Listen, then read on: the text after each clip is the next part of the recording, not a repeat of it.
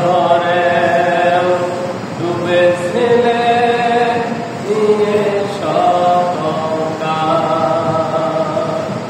হেলায় হেলায় গেল সরের কাল হেলায় হেলায় গেল সরের কাল মাগরিবেও পড়লে না নামাজের সাজা ফজরের সময় গেল পড়লি নামাজ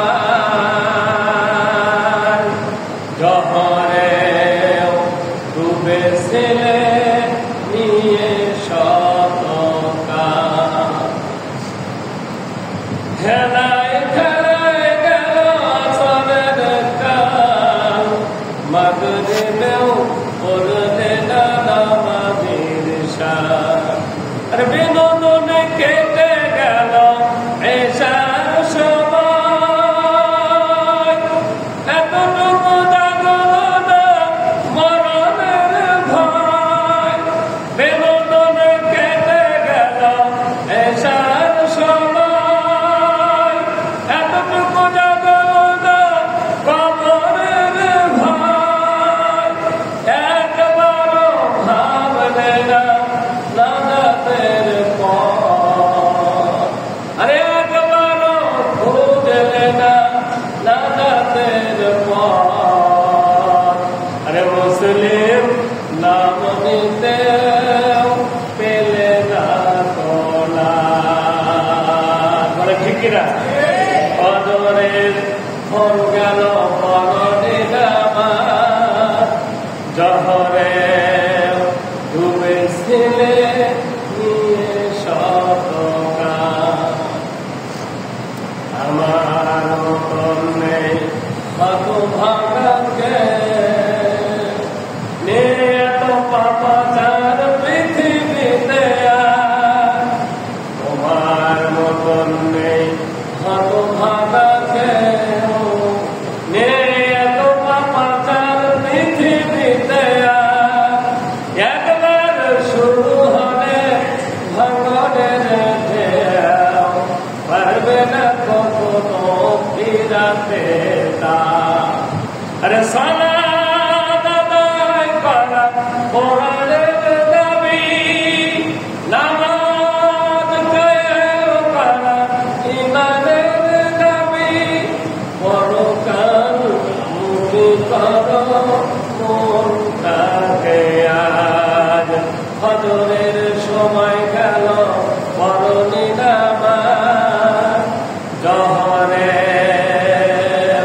ডুবেছিলে নিয়ে শতকাল আল্লাহু আকবার। সম্মানিত উপস্থিতি, আমরা শুকরিয়া আদায় করবো সে আল্লাহ তাআলার যে আল্লাহ রাব্বুল আলামিন মুহূর্তের মতো অবস্থার পরিবর্তন ঘটা দিতে পারে। এক কিঞ্চিত পরিমাণ কি করে না, সময় কাল ক্ষেপণ করে না। মুহূর্তের মতো আপনারা শুনেছিলেন যে হাজী সাহেবের জন্য দুইবার প্রায় কি হয়েছিল, অবতরণ হয়েছিল, আসমান থেকে জমিনে নেমে এসেছিল, তার মৃত্যু হয়েছে কাবা শরীফের আঙ্গিনায়। সুবহানাল্লাহ। এমন মৃত্যু কয়েকজনের ভাগ্য পাবে, হজই করতে পারবে না, কিন্তু আল্লাহ তাআলা তার হজ কবুল করে নিয়েছেন।